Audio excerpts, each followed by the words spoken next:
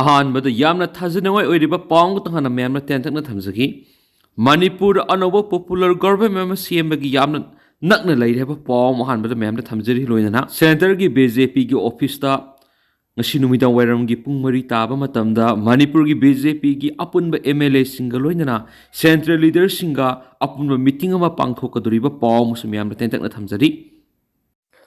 Russia-gi Saratov amasum Ukraine-gi mafam kharada satharakiba drone attack na miyoyani sienkhre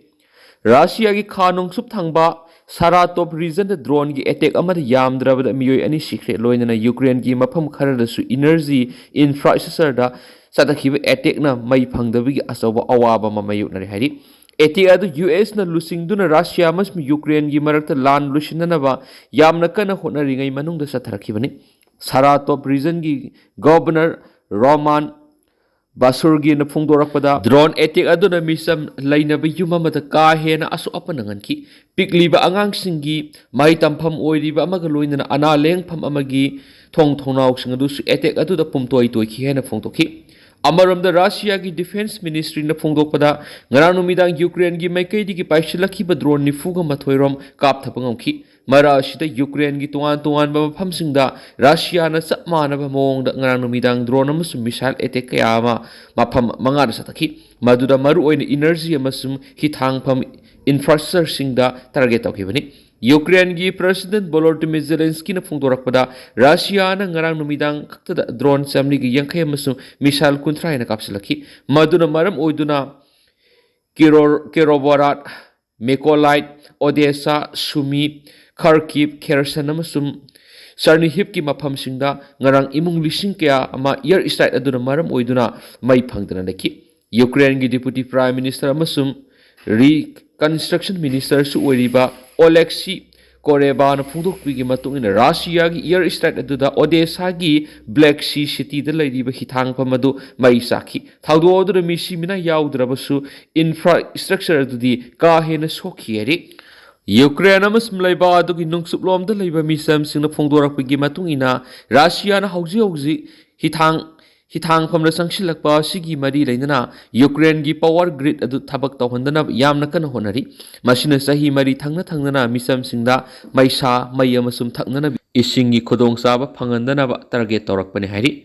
ayingbagi phibam asibu Russia na khulai oine sejinarakpani ngarang khakta da Russia gi Moscow da leiba president gi office oriba Kremlin gi advisor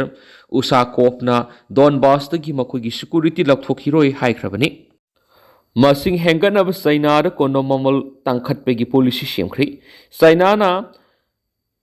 contraceptive drugs amasung condom da anawa tax hapsinduna sahi kuntragi matungda laiba aduda angang hena poknanaba lakholakliba khongtang asigi haksilgi risks laibe hengat halli haina maikei kyadigi phungdoknarakli laiba adugi anauba value added tax law asigi matung ina mamangda komthoklamba angang poktanaba drug amadi maduga mari leinaba pothoksing adu Haojik2 value added tax ara taragomda hapsilakadori masina maru oiraga condom sisinaba hengalaktuna risks hengalakani haina singnaba phaunari hainasu Pau munusu makata na report tauri Congo gi South Kivuda Rwanda gi lengak na lokatpa M23 rebels sung misam samri hena hatkri Africa gi leba am oiriba Congo gi nongpok thangba sarukta lairiba South Kivu province ta yumlo na balaiba Rwanda na sawatpa M23 rebels sung satharakhiba attack sung da yamdrabda misam samri hen Haojik2 da hatkri haina regional officials sung gi makaidigi phongdokre South Kivu gi konung oiriba Obirad Haojik2 Rwanda gi special force sung adu lairi makhoiga M23 rebels sing punsilaga bomb yauna satakhiba attack sing adu angang nupi amasum sahi nauriba kaya ma hatkibani Haojik2 da misam samri ga tarahumdu hena sikri haina South Kivu lenga ki wang loina athingba thadorak pasyolamana phongdokli ningsingba yabadi haukiba sayol USA na broker oiraga Washington da Donald Trump gi mamangda Rwanda amasum Congo gi president anina peace agreement khuyek pikibani adobu agreement adu laina misam hatpeki thabasi lepalaitri agreement adu gi matung ina Rwanda M23 rebel group sing adu da mateng pangba lepeki matang yauri amaramda rebel sing adu na peace agreement inaba adu da makoi gi saruk yaudrabada tongana Congo lengang wari sanagadoribani hauji South Kivu da Rwandagi Special Forcing amadi Foreign Missionary singna Washington amadi Doha Agreement gi wafam sing adubu khongawnaduna thabak chatharibani. United Nations gi Secretary General Antonio Guterres na mafam aduda khudaktagi condition yauduna mihat mipun tawbagi thabak lepnanaba phongdorakhi.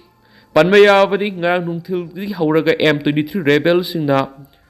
Obiragi mafam maru oiba city sing adu control tawkibani. Tha si haurakpadagi makoina chatharakiba attack aduda misam kya adugi punsi mangki loinana Congo lenga ki lanmi kya masu makoina phajin mangamki. United Nations gi maikedi pirakpa data gi matungina Congo da Rwanda gi Special Force lishing mari rom lei hari. Mara asida Brunei gi Foreign Minister Edward na phongdokhibada wafam amada Rwanda gi President Paul Kagame bu USA na akan mamong na taksindun M23 rebels na matiyang pangwa lepna na wakay kiyari. Kanglaipak ki mayragi editorial mayam na thamjari anaw balenga ama siyam ngam gadoribra Manipur thukliba sahi uhum pharakadorobi irang asi barat lengana luisinduna tangdu laitaba Manipuram oinaba lokhat phamthokpa thaba adu lokhatana kangkhong saiba Manipuram oiduna leidingai ser asida anaw balenga ama siamnabagi damakta barat lengana thabak pekhalakli hairibasi kadai phawba oithokadoribano haibasi nainaningai oidi Manipur anaw balenga ama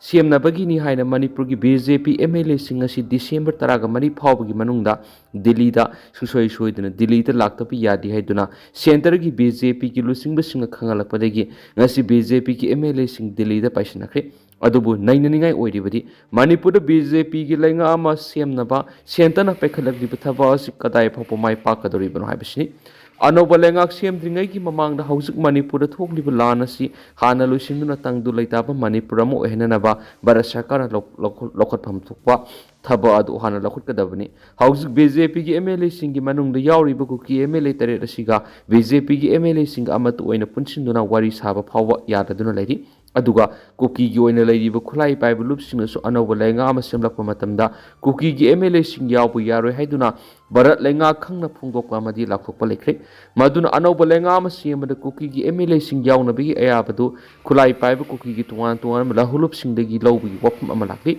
maduna anoba lenga ama siamnaba Bharat lengana lokholakpa asi matau kramna mai pakadoribano haibiki uhang asi songthorakpani Manipur thokliba irang asi matau kramna tholakibano Manipur gi apunma ngamkhai manungdagi Kuki singi oiba separate administration ama pigadabani haiba dabi asida yumpham oiduna Manipur thokliba lal asi horakibani maduna ingtappa Manipur amo ehenge aduga anoba lenga ama siamge hairabadi Manipur thugaina ba iphong phong honariba Kuki khulai paiba lahulup singasi hana Bharat lengana khudum chansinba ngamba tabani masigi mayek senglaba khudam haibabu Manipur thokliba irang asina maram oiduna maitai singna national highway singda sathok chasin tawba yadaduna leiribasini maitai sing sathok chasin tawbada thingi haibadusu Kuki khulai paiba lahulpa singnani haibasisu Bharat lengana ising singna khanglibani yamna ngaklibadi malemge leibak singgi manungda lanmigi sakti leibada mari suba leibak oiriba Bharat lengana national highway da maitai chatpada thingliba Kuki khulai paiba singbu maithiba piba ngamdana sahi aniga tha tare romasi maitai sing national highway da chathanba ngamdaduna leiribasini madunati Bharat lengana Manipur yengliba miyeng asi karino haibasini Manipur thokliba irang asi BJP lengak sasan pairingi matamna thokibani irang manungda matamdugi Manipur gi BJP lengak ki chief minister oiriba miyu edusu Delhi da kauraga chief minister phamdagi resign tawhankibani loinana Manipur legislative assembly bu suspended animation da thamlaga Manipur president rule thamlakibani maduna Manipur thokliba irang asi lusingi hairabadi nahalna Bharat lengan ikong komna lusinbagi Manipur thugaina bu honariba Kuki khulai paibe singam madi makoi bu sawgaliba BJP ki Kuki MLA singsu Bharat lengana wakal tahanduna madi warak wati amagi thaba adu matam sana lokhatuna Manipur thokliba irang asi lusilambagi adubu lokhatpham thokpa thabak sing asi lokhatana Bharat lengana kumai yengbugum yengduna leiraga aduki mati kangkhong saiba Manipur am oiduna leiribasi hana lusindana haujik anauba lenga ama siamgani haibagi thabak chatharakpada mai pakpa ngamgadoribano haibasi wahang am oiri wahang asigi pakum Bharat lengana taseng na haibadi mayek singna hana pifam thui